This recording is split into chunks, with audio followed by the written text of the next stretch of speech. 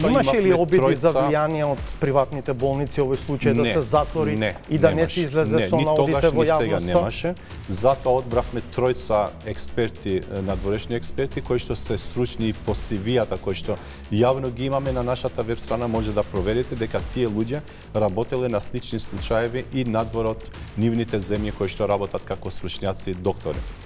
Тие завршија, значи веќе имаме извештај и од надворешната комисија. Станува збор за сума од околу 20 на милиони евра на годишно ниво за две приватни болници за операции на срце и за васкуларни интервенции. Велите, странската комисија заврши работата. Дали може пред јавноста да кажете дали нивниот извештај е на линијата на наодите на домашната комисија?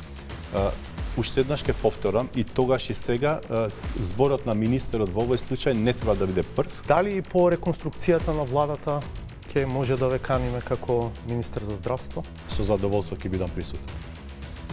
Добро, интересен одговор.